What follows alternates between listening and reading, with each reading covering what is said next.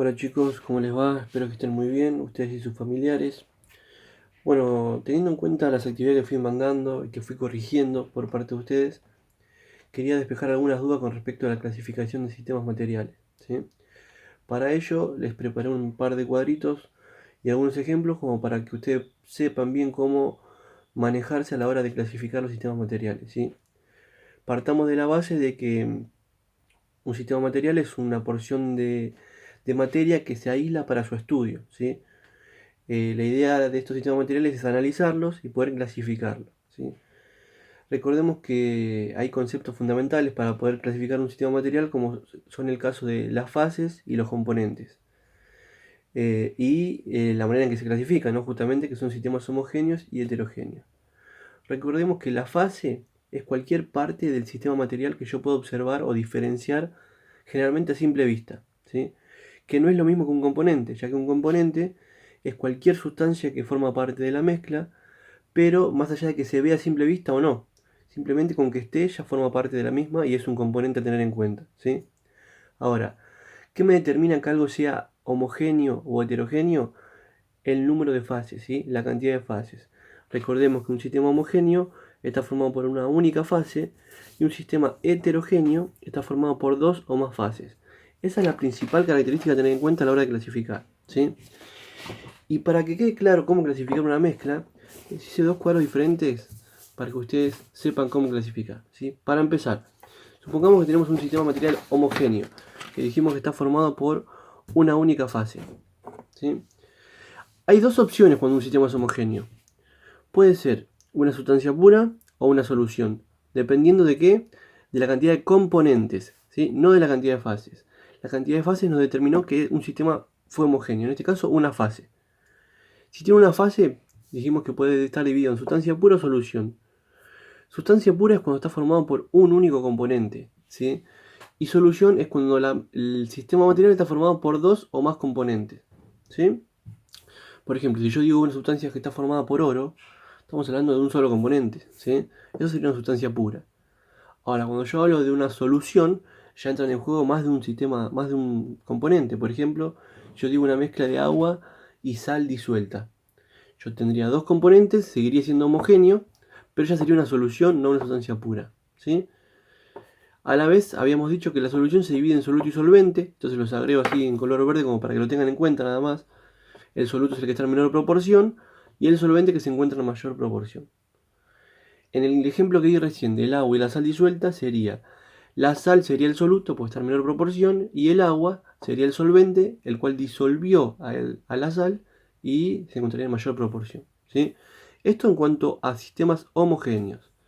Ahora, por otro lado, tenemos los sistemas heterogéneos, ¿sí? Que dijimos que la principal característica era que están formados por dos o más fases. Cuando tenemos un sistema heterogéneo, las clasificaciones cambian. Las dos opciones ya no son sustancia pura o solución como en el caso de los homogéneos, sino que son dispersión grosera y dispersión fina. ¿Cuál es la diferencia principal? Es cómo lo detecto yo, ¿sí? Si yo observo sus fases a simple vista, estoy en presencia de una dispersión grosera. El nombre viene porque las porciones son gruesas, las puedo distinguir, las puedo diferenciar. Y después hay un grupo que forman parte de las dispersiones finas, que son aquellas que no son sistemas homogéneos, sino que son heterogéneos, pero las fases yo no las puedo distinguir a simple vista.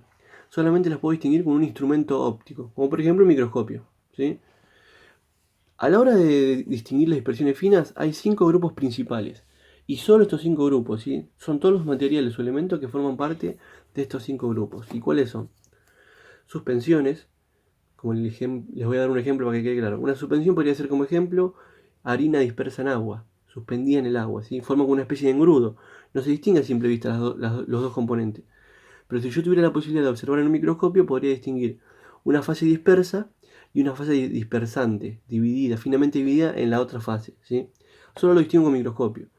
Pero uno a simple vista puede distinguir estos 5 grupos que yo les pongo acá, ¿sí? Una espuma. Yo a simple vista me doy cuenta cuando algo es una espuma. Por ejemplo, la espuma de afeitar. Automáticamente voy a saber que una espuma forma parte de una dispersión fina, por lo tanto es heterogéneo. Pero la única diferencia es que yo solamente podría observarlo con un microscopio, ¿sí? Lo mismo pasa con las nieblas. Las nieblas abarcan todo lo que son características o materiales pertenecientes a, por ejemplo, vapores de agua. Todo lo que es vapor de agua, el vapor de la ducha al bañarnos, cuando ponemos una pava a calentar el agua y hierve y sale por el pico de la pava ese vapor de agua, sería un ejemplo de niebla. Después tenemos los humos. Al grupo de humo pertenece todas aquellas sustancias que entran en combustión, por ejemplo, el humo de una chimenea, el humo de la leña cuando hacemos un asado, ¿sí? El humo de un caño de escape. Todo es humo. Recuerden que el humo no es una solución gaseosa, sino que es una dispersión fina heterogénea.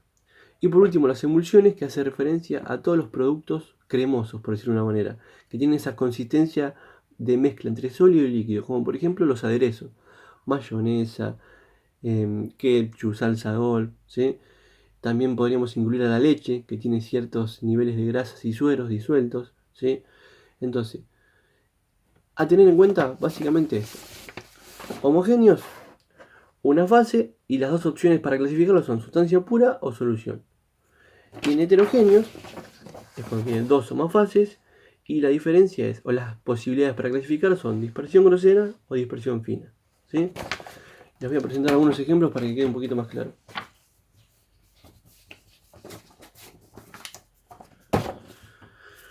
Si yo tengo acá, por ejemplo, agua y aceite, uno lo primero que tiene que hacer es imaginarse el sistema material adentro de un recipiente, cómo quedaría el agua y el aceite mezclado. Lo primero que hay que distinguir es la cantidad de fases, ¿sí? Entonces, si yo puedo distinguir el agua y el aceite, automáticamente voy a escribir que tiene dos fases, ¿sí? Si tiene dos fases, automáticamente me voy a dar cuenta que es homogéneo o heterogéneo.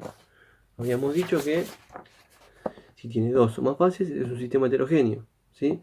Entonces, si es heterogéneo, voy a tener dos opciones para seguir clasificándolo.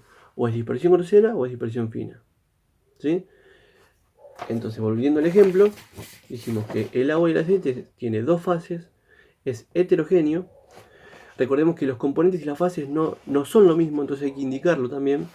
¿Cuántos componentes tiene esta mezcla? Dos. Tiene el agua y el aceite, en este caso coincide con el número de fases. Entonces ponemos dos fases, heterogéneo, dos componentes. Y por último, para saber cuáles eran las opciones, recordemos dispersión grosera o dispersión fina. El agua y el aceite, ¿yo lo veo a simple vista o lo veo con un microscopio? Obviamente lo veo a simple vista, por lo tanto es una dispersión grosera. Entonces el ejemplo quedaría clasificado finalmente de esta manera. Dos fases, heterogéneo, dos componentes y dispersión grosera. Vamos a otro ejemplo. Pero ahora en este caso formado por una sola fase. El ejemplo es agua más jugo artificial de naranja con azúcar disuelta. Yo me lo imagino y queda así. Yo me preparo un jugo de naranja y queda, yo a simple vista observo un líquido de color naranja nada más. Por lo tanto, ¿cuántas fases veo en ese sistema? Una sola fase. Si tiene una sola fase, dijimos que era homogéneo, ¿sí? Una sola fase, homogéneo. ¿Cuáles son las opciones para el sistema homogéneo? Sustancia pura o solución.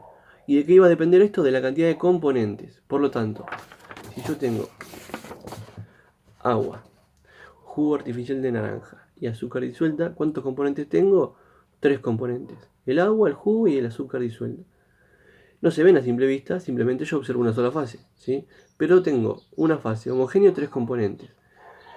Dijimos que la cantidad de componentes en un homogéneo me iba a definir si era una sustancia pura o una solución. Si tengo tres componentes, obviamente va a pertenecer al grupo de soluciones, que tiene dos o más componentes, ¿sí? Por lo tanto, el ejemplo final quedaría una fase, homogéneo, tres componentes, solución. Esa sería una manera de clasificar a un sistema homogéneo. Vamos con otro ejemplo, que a veces se les complica con esto, que son las dispersiones finas. Por ejemplo, si yo tengo que analizar mayonesa, habíamos dicho que si yo observo una mezcla y parecería ser de una sola fase, lo primero que me tengo que fijar es si efectivamente tiene una sola fase porque es homogéneo o parecería tener una sola fase porque pertenece al grupo de dispersiones finas. Si yo observo el ejemplo y no pertenece ni a suspensión, ni a espuma, ni a niebla, ni a humo, ni a emulsiones, automáticamente me voy a dar cuenta que es homogéneo, como el caso de el jugo de naranja. Yo observé una sola fase. Si me pongo a fijarme si pertenece a una dispersión fina, no es ni una emulsión, ni un humo, ni una niebla, ni una espuma, ni una suspensión. Por lo tanto, habíamos dicho que el jugo de naranja quedaba como homogéneo una sola fase. ¿Qué pasa con la mayonesa? La mayonesa dijimos que a simple vista parecería tener una sola fase, un color amarillento, ¿sí? Sin embargo, si analizamos esto, lo podemos ubicar en alguno de estos grupos. ¿Es alguna suspensión, espuma, niebla, humo, emulsión? La respuesta es sí. Habíamos dicho que las emulsiones eran todos los productos de origen cremoso, como por ejemplo los aderezos. Por tanto es una emulsión. Entonces automáticamente, si es una emulsión, voy a saber que es una dispersión fina heterogénea. Como no tenemos un microscopio para analizarlo en el momento, vamos a clasificarlo de la siguiente manera. Muy sencillo. Dijimos que era heterogéneo, la mayonesa, porque era una dispersión fina, y tenemos que aclarar qué tipo de dispersión fina es. En este caso es una emulsión. ¿Sí? Otro ejemplo. El oro. Acá me faltó pintarlo. El oro es color amarillo también, o dorado. Si tenemos como ejemplo para analizar el oro, tenemos una fase, porque yo observo solamente el lingote de oro. Si es una fase es homogéneo. ¿Cuántos componentes tiene? Uno solo, porque está formado solamente por oro. Por lo tanto, es una sustancia pura. Recordemos que cuando era homogéneo teníamos dos opciones, sustancia pura o solución. Si tiene un solo componente, es sustancia pura, como en el caso del oro. ¿Sí? Y por último, y para cerrar, el último ejemplo, vamos a analizar agua y hielo. El agua y el hielo, si yo no aclaro que está derretido es porque se ve, ¿sí? Tenemos el hielo y el agua, entonces automáticamente yo puedo detectar dos fases. Si tengo dos fases me voy a dar cuenta que es heterogéneo, y acá está el qué de la cuestión. Tengo agua y hielo. ¿Cuántos componentes tengo? Un solo componente, porque es agua en estado líquido y agua en estado sólido. Por lo tanto, fíjense que acá podemos diferenciar claramente que la fase y los componentes no son lo mismo, ¿sí? Entonces quedaría dos fases, heterogéneo, un componente, y si es dos fases o heterogéneo tenemos que analizar con las opciones de heterogéneo. Las opciones de heterogéneo eran dispersión grosera o fina. Si yo observo el hielo y el agua a simple vista, es una dispersión grosera. Por lo tanto, quedaría finalizar la clasificación. Dos fases, heterogéneo, un componente, dispersión grosera. ¿Sí? Bueno, chicos, espero que les haya servido esta explicación y puedan completar los ejercicios y arreglarlo en el caso de los que lo tienen mal. Y bueno, seguimos en contacto, seguimos en clases virtuales y ante cualquier duda pueden consultarme, no duden de eso. Hasta luego, profe Aguirre, saludos, abrazos para todos.